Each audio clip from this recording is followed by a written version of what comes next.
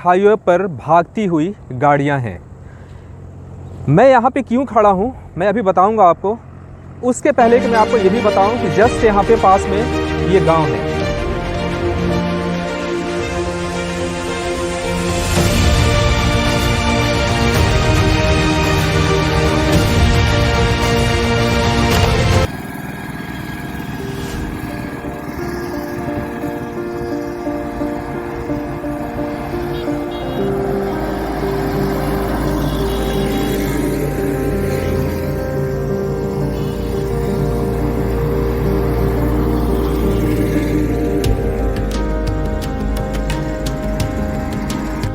मैं अभी इस वक्त खड़ा हूँ एक स्टेट हाईवे पर जो अभी आपको दिखाई दे रहा है, और इस स्टेट हाईवे पर भागती हुई गाड़ियाँ हैं।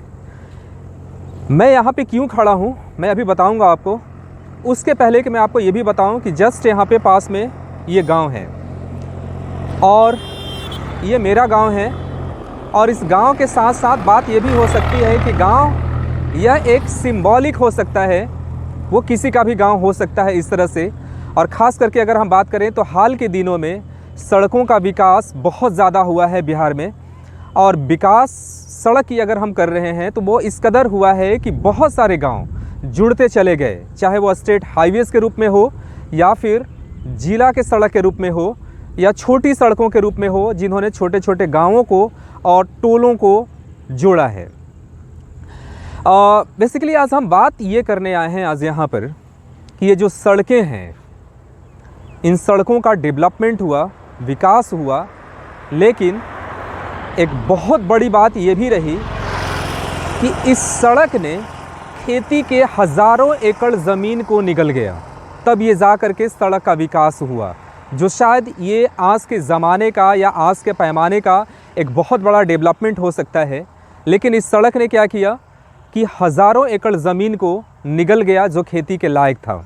दूसरी बात कि जब इस सड़क की हम बात कर रहे हैं तो इस सड़क पर स्पीड तो बढ़ गया, गाड़ियां दौड़ रही हैं, लेकिन इसके साथ ही एक जो सबसे बड़ा रिज़ल्ट निकल कर के आता है वो है एक्सीडेंट। यानी कि इसके साथ एक्सीडेंट्स भी बढ़ गए। और हाल के कुछ सालों की अगर हम बात करें तो अच्छे खासे लोगों की मौत भी हुई है इस एक्सीडेंट्स में, खासकर इस सड़क की जब हम बात कर रहे हैं।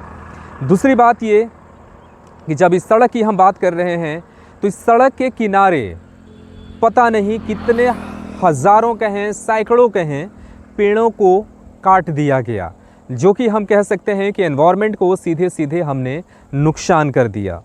तो मेरा सवाल अब यहाँ पर यह है कि फिर हम किस डेवलपमेंट की तरफ बढ़ रहे हैं? क्या सिर्फ सड़कें आ जाने भर से या फिर किसी गांव में बिजली आ जाने भर से क्या डेवलपमेंट हो जाता है? या फिर आज के टाइम में जब हम डेवलपमेंट की बात कर रहे हैं तो क्या डेवलपमेंट का जो मेज़रमेंट है, डेवलपमेंट का जो स्टैंडर्ड है, सिर्फ वो सड़क या बिजली हो सकती है? तो आज हम इसके बारे में बात करेंगे। और बात हम खुद नहीं कर रहे हैं, आज हम कुछ लोगों से मिलवाएंगे, कुछ लोगों से बात करेंगे और उनसे बात करके समझने की कोशिश करेंगे कि एक तरफ बेरोज़गारी की जो व्यवस्था है, महंगाई है, और एक तरफ सड़कों का विकास है और बिजली का जो डेवलपमेंट है, फिर ये बाकी जो परेशानियां हैं, बाकी जो ज़रूरतें हैं ज़िंदगी की, वो चीज़ें कहाँ स्टैंड करती हैं। तो आज हम कुछ लोगों से बात करेंगे और चलते हैं सीधे लोगों के पास। सबसे पहले अपना नाम बता दीजिए एक बार। मेरा नाम है महेश चौधरी। महेश चौधरी जी।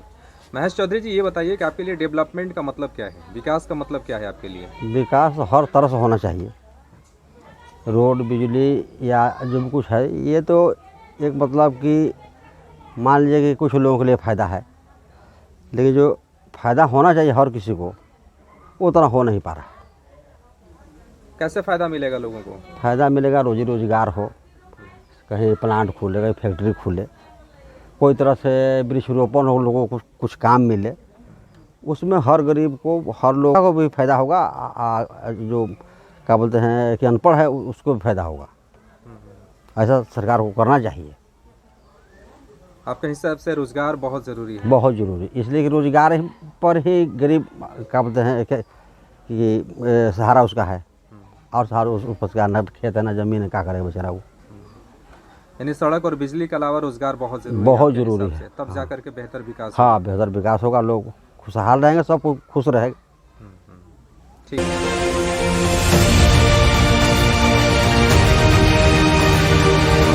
मेरा नाम तहसीन अहमद है। करते क्या हैं आप? मैंने तो इंजीनियरिंग किया है, फ़िलहाल अभी गांव पे ही रह रहा हूँ।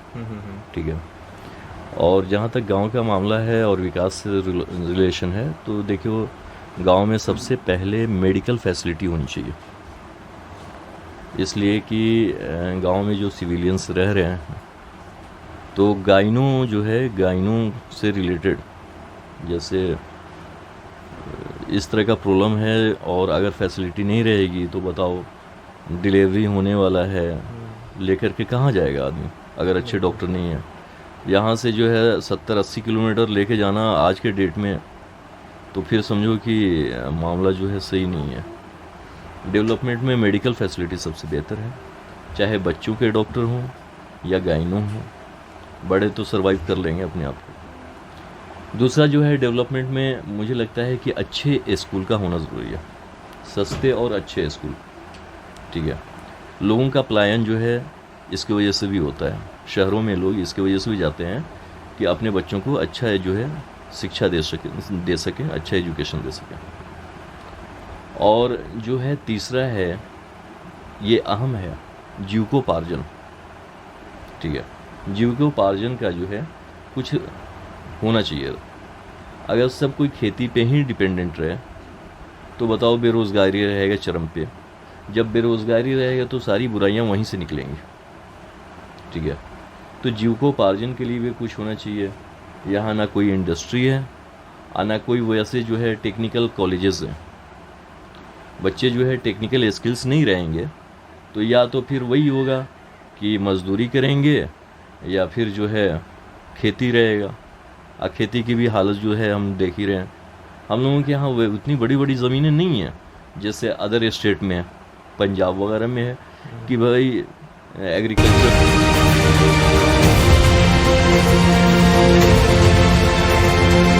बात करते हैं एक और ग्रामीण से। नाम बताइए अपना सबसे पहले।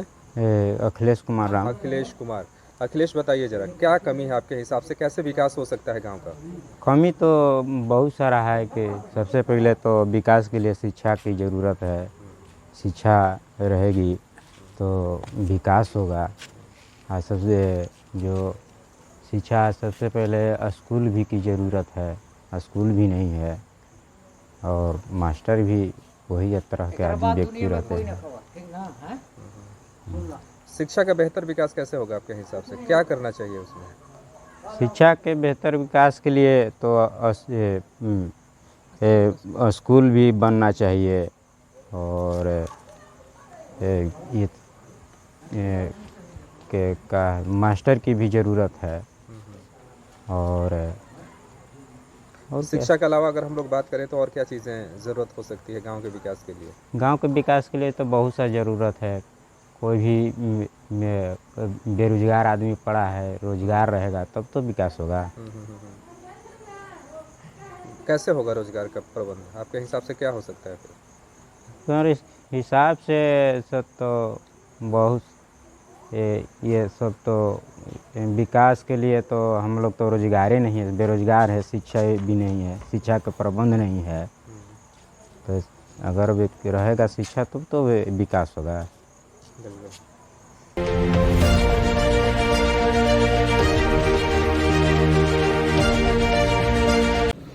नमस्कार दोस्तों, बहुत बहुत धन्यवाद राम कुमार नीरज जी, जो आपने अपने YouTube चैनल के माध्यम से अपने गांव के विकास पर मेरा विचार रखने का मुझे मौका दिया। मैं आपके YouTube चैनल को शुभकामनाएं देता हूं और आने वाले समय में ज़्यादा से ज़्यादा लोग इस YouTube चैनल को पसंद करें, सब्सक्राइबर हों और आपका वीडियो वायरल हो, इसके लिए मैं प्रार्थना करता हूं। जैसा कि आप सभी जानते हैं कि मेरा जन्म प्योर गांव के एक छोटे से किसान परिवार में हुआ और अपनी शिक्षा और समय की परिस्थितियों के साथ मुझे एक जगह से दूसरी जगह जाना पड़ा और मैं अभी कुवैत के एक इंटरनेशनल कंपनी का एम्प्लॉय हूँ। जहाँ तक बात प्योर गांव की विकास और बदलती परिस्थितियों पर नज़र डालने की है, तो मुझे बहुत खुशी होती है कि जिस तरह प्योर गांव का विकास हुआ है और इस विकास में अपने प्रिय मित्र खालिद निषाद का नाम ना लूँ तो ये विकास अधूरा सा लगता है, जिन्होंने गांव की शिक्षा और उज्जवल भविष्य के लिए एक बेहतर स्कूल का निर्माण किया। जहाँ तक सरकार की बात की जाए तो पहले की अपेक्षा में मौजूदा सरकार काफ़ी विकास का काम किया है। जहाँ यातायात के साधन अच्छे हुए हैं, पुल के निर्माण होने से और स्टेट हाईवे के निर्माण होने से लोगों की सुविधाएं बढ़ी है और इस विकास की होड़ में कहीं हम अपने आप को पीछे तो नहीं छोड़ रहे हैं। इस पे ध्यान देने की बहुत ज़रूरत है, क्योंकि मुझे ऐसा महसूस हो रहा है कि इस विकास की होड़ में हम अपने गांव की खुशबू को से दूर होते जा रहे हैं। जहां गांव की स्वच्छता और शांति ख़त्म होती जा रही है। हम अपने आप को कहीं पीछे तो नहीं छोड़ रहे हैं। इस बात पे भी गंभीरता से सोचने का और विमर्श करने का आवश्यकता है। आखिर में मैं इतना ही कहना चाहूँगा कि आप अपने बच्चों की शिक्षा पर ज़्यादा से ज़्यादा ध्यान दें। आपके बच्चे स्कूल में पढ़ते हैं, आप उनके लिए यूनिफॉर्म, किताबें, हर चीज़ की व्यवस्था करते हैं। इतना आपके लिए काफ़ी नहीं है। आप अपने बच्चे को देखें कि आपका बच्चा क्या पढ़ रहा है। स्कूल जाता है तो स्कूल में टीचर ने क्या पढ़ाया, उनकी नोटबुक को खोलें, उनकी किताबों को खोलें, उनके सामने पढ़ते समय उनके पास बैठें और ज़्यादा से ज़्यादा अपने बच्चों पर समय दें, उनकी निगरानी करें, क्योंकि शिक्षा ही आपके जीवन को बदल सकता है और आपकी आने वाली पीढ़ियाँ बदल सकती है, आपके जीवन में रोशनी ला सकता है। बहुत बहुत धन्यवाद। सबसे पहले अपना नाम बताइए। नाम मेरा अर्जुन चौधरी है। अर्जुन जी, आपके हिसाब से गांव के विकास के लिए क्या किया जा सकता है? सबसे पहले स्कूल पर सब नौजवान को इकट्ठा होकर के स्कूल को सुरक्षित कीजिए। पहले शिक्षा वहाँ से मिलेगा।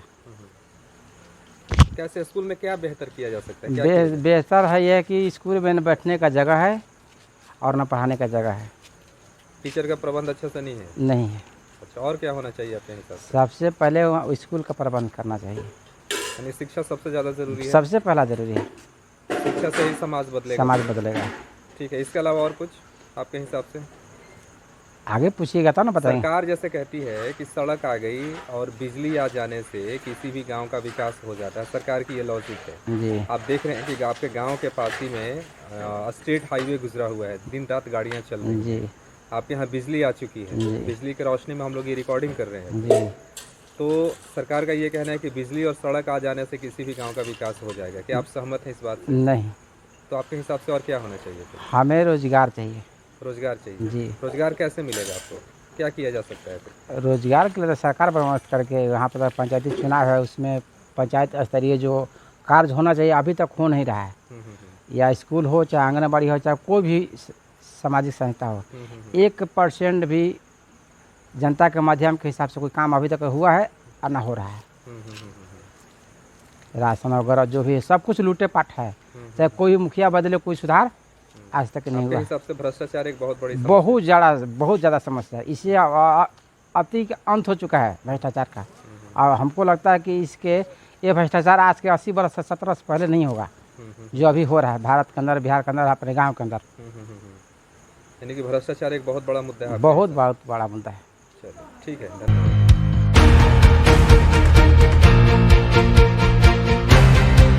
सत्यनारायण पंडित, ग्राम पेउर, पोस्ट पेउर, जिला भोजपुर, बिहार। जी, आप ये बताइए आपके हिसाब से गांव का विकास कैसे हो सकता है? हाँ, आपने सर पूछा गांव का विकास, जी।